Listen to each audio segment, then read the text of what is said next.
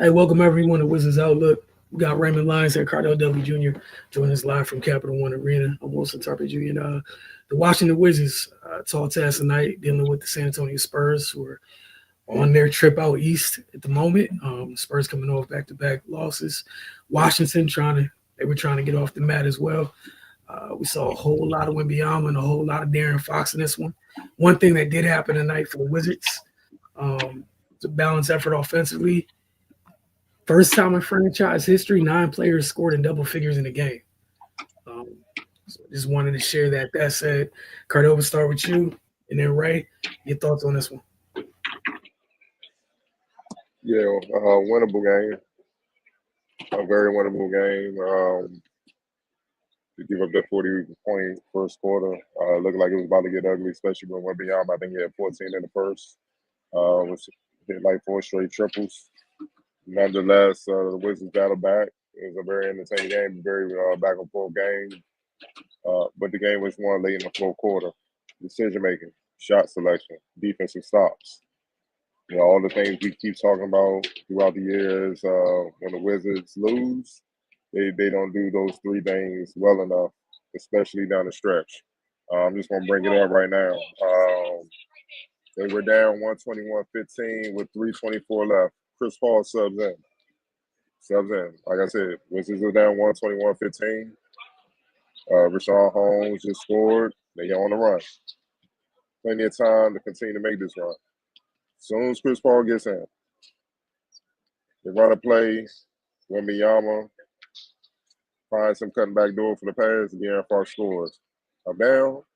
Jordan Poole misses a 3. Come back. Wembyama scores. Layup. Turnover, Keyshawn George. As Lamar misses. Rebound, Keyshawn George. Michael Brogdon comes down.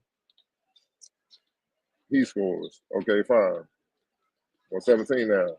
Wembyama comes right back, scores, puts them up 126, 117 with 122 left.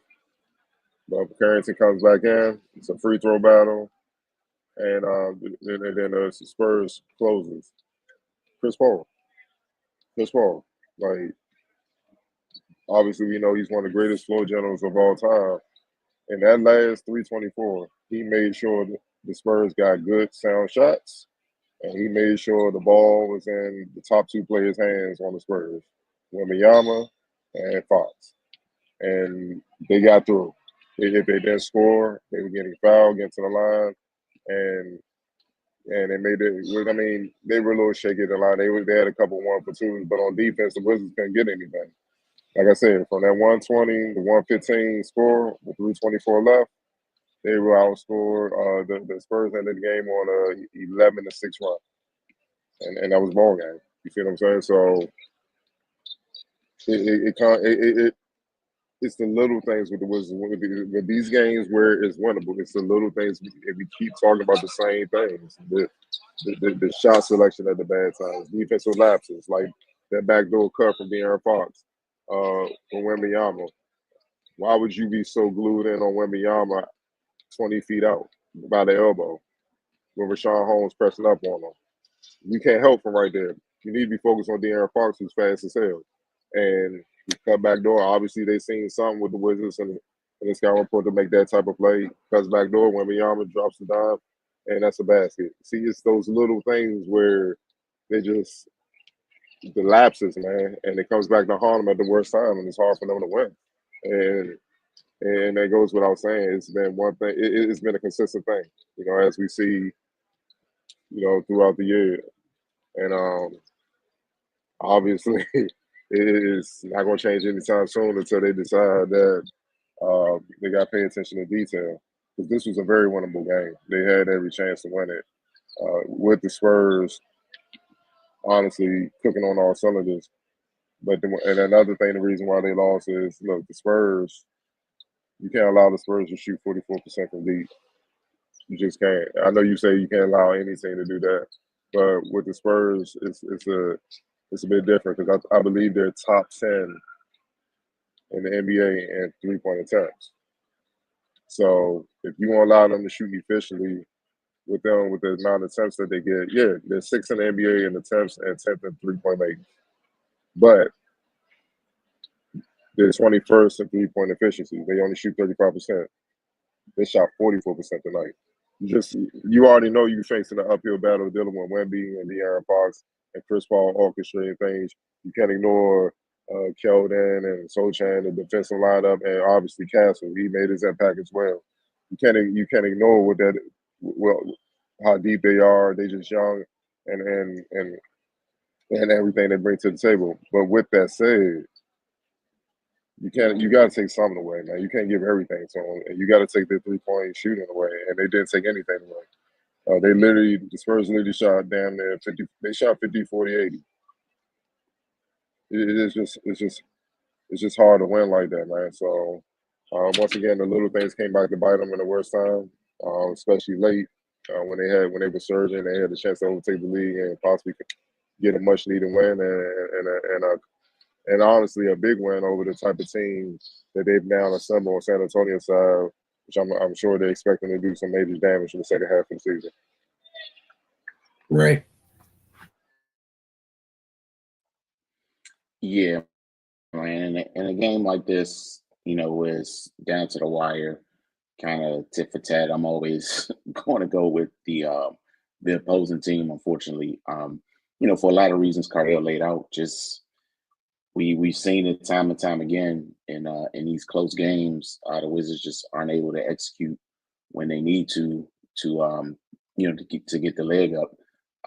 He laid out that stretch going down the fourth quarter where they were within arm's reach and they let the game get away from them with bad decision making and poor defensive execution. We constantly talk about that small margin of error. This was a perfect example of that. They were doing some things well, doing a lot of things well, but just when it came time to kind of put the game away, they just weren't able to get over the hump. And the Spurs had a lot to do with that. But we've seen these self-inflicted wounds from the Wizards all season. Like Cardell said, and this is a very winnable game. They were in it, but they just weren't able to get it done down the stretch. And I mean, it's a lot to ask to deal with Wemby. They just added De'Aaron Fox and Stephon Castle has been playing well this season along with the other guys they have. But yeah, man, the Wizards right there. I do like their fight and their competitiveness. One thing I did appreciate, they were being aggressive getting to the basket.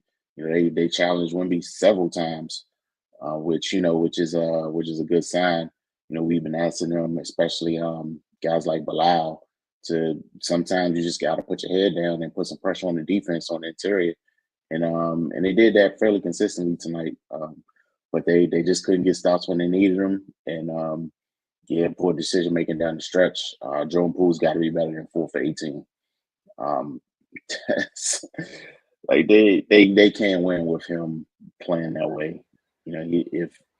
If he's not going to do anything else, he's got to score basketball at the very least. But yeah, man, this was just one that they let get away.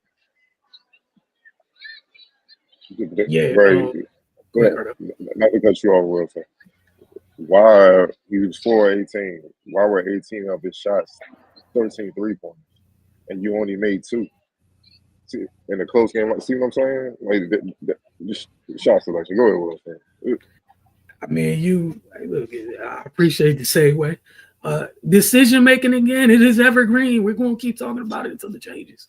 You walked down so eloquently earlier, like play by play, what happened during that stretch where we literally we all saw it, and listening to you say it walked me right back through what we saw, which was a team making heady, conscious decisions and a team doing the opposite of that. And it's been happening routinely, throughout this year. You talked about Poole with the shot selection. I can go even one better, to the point of the primary ball handlers on the Spurs, right? We got Chris Paul. They just got De'Aaron. Castle's probably the other one. Dude, they had a combined 4 turnovers. Like, let that sink in. They're 3 primary ball handlers, one of which just got here. But essentially, the 3 point guards had 4 turnovers combined. And Chris Paul, not one of the youngsters, but Chris Paul had 2 because that's normal for him to have more than Fox or Castle. Like, that's absurd, but at the same time, they're taking care of the ball when he's in there and when he's not. Down that stretch, Carter, you talk about that timeout. I think on the floor before the timeout, it was Fox and Castle on the floor. They took Castle off to bring CP3 back on.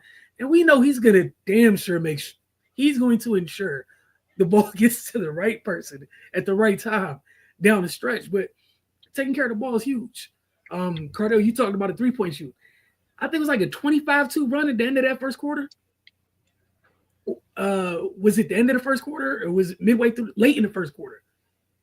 Where did mid to late when Wembanyama started 4 straight threes, yeah, and it blew the game wide open, Yes, so that stretch, and then we saw Washington make a little push to make it 10, like the deficit only 10, because it looked kind of, it looked kind of crazy. They were on the ropes late in the first quarter during that stretch because they went nuts. And like you said, you can't let teams get comfortable from 3. They took 38 threes, 44%. Meanwhile, you took 47 of them. Why are you taking 53s? And, like from a shooter perspective, what great shooters, like outstanding high quality shooters are on either one of these rosters from 3? Why are you taking? There's no reason to take 53s. Also, on the night when you got to the line, when you get to the line 19 times, so you got to the line a little bit. But then the other thing, one of the other evergreen thing we talk about all year is playing defense without fouling. Spurs went to the line 29 times, right? De'Aaron Fox went 18 times. I'm glad you said that. Down the stretch, the last minute 18, Jordan Poole fouled him twice, and pretty much the last minute 18. Like they were attacking him, smart, slow the game down. Who's the wing lead out here? Let's go at him, and that's exactly what happened. And they went at him. Like I think. I'm trying to see who had 3 fouls. Trying to see. Give me 1 second. No, you're good. And 2 of them came in the fourth, and that was in that last minute or so. You see what I'm saying? They attacked him. Man, so you shoot that bad, and when all else fails, we going at you to close the game. Got to be some middle ground there, man. Has to be, and it's not at the moment. No, they got the Pacers up next before officially hit All-Star break. But player of the game in this one, Mr. Wembanyama, first time All-Star for sure. 31, 15, 3 and 2, 3 blocks and 2 steals. Go ahead. Sorry. And if people haven't seen him up close, like walking on the court to really see how big that boy is, like even with his length and stuff, when my man follows through, he's at the rim, flat-footed. Like people gotta understand. Like if you watch the game, if you weren't paying attention, see how many times the Wizards drove the lane and they just kept dribbling back out. He has the Gobert effect. You know what I'm saying? Where they dribble in the lane and they sense he may be around, let me dribble back out so I can see what's going on. Where normally they would try to get the layup. That helps the Spurs so much defensively now. So I just wanted to throw out there. I mean, like for real, when he follows through, it's at the rim. Flat-footed. It's absurd. And like you said, the Gobert effect plus more mobile, which is stupid. Stupid. Ray, did you have another candidate? We're all in agreement. Is Wemby in this one? Big shot. Yeah. Hey, look, man, I'm sorry I have to ask. I hate having to ask. I need to just start putting it on the screen and be like, look, X Factor for you guys tonight. Man, it's easy to say Fox, man, but Chris Paul controlled the game, man. 8 points, 10 assists, couple steals, 2 turnovers. He only shot the ball 6 times, even 2 assists, just below, one more shot, he 50%. He just controlled the game. He just set them dudes up like that stretch when Wemby was bombing them boys. That shit was evil. That shit was evil what he was doing. Like pick and roll, no come back, pick and roll, drop it off, Wemby 3. Going right to the spots, going to the right side of the court, coming down, going to the left side of the court. Nah, you know what I'm saying? Flare screens, here you go. Like, no, it was evil what he was doing. Because you notice at the beginning of the game when the Wizards was kind of had a lead or it was around time or whatever, Wemby hadn't really taken any shots yet. They hadn't he hadn't gotten in the offense, and then the Spurs called a timeout, and then that surge came. It was clear what he said, get him on the ball. And Wemby started getting aggressive, and he bombed the boy. The next thing you know, went from 10-10 to 26-10. It was insane, man. Oh, and so I'm gonna go with Chris Paul. Go ahead. Yeah, I was definitely going back and forth between De'Aaron Fox and Chris Paul. I mean, yeah, just from that last stretch when it still looked like a dogfight and Chris Paul got back into the game, we saw that separation. So I'm gonna cheat. I'm gonna give it to both of them. Yeah, I went Chris Paul just for that reason. Is that was legitimately the difference. Was they had the coach on the court with him, man. And let me shout out.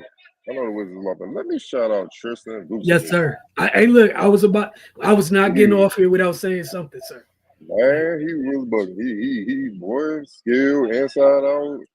Took it to Wemby, short jumpers, long jumpers, threes, defense, and all. Man, look, 7-10, 6 rebounds in 20 minutes. Yeah, look, if they wasn't in the capture the flag sweepstakes, man, he should have played 30. And I think and don't get me wrong, Rashawn Holmes was balling too, though. Like the Wizards put up a fight, especially after that first quarter. We seen them with the after the first quarter. When they get bombed like that, normally it's over.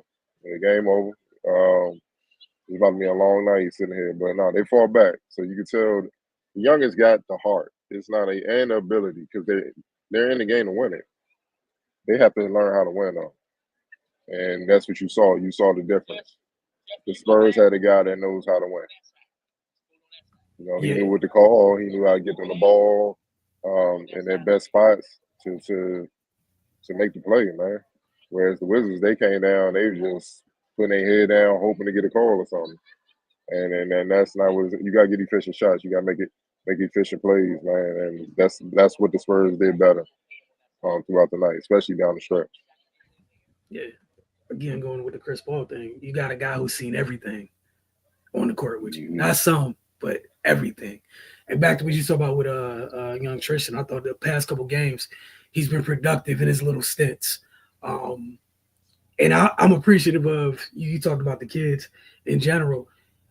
That's, I guess, what I've been able to take out of this season, which has been a lot, is that the kids, for the most part, they all share that same thing where they're going to go out there and fight regardless of what's happening. Like, they're going to go make it. They're going to go fight and make an impact. But super productive tonight in this one. It was good. I think last time he was out, all the shots he put up did not fall, but I know he did a good job on the glass. But I thought he did fine with the physicality. It looked like he was dishing it out a little bit tonight, which was cool. But yeah, man, it's always fun watching these kids continue to take steps forward. Again, their next game is Wednesday against the Pacers. Last one before the All-Star break. So we will check in with y'all then.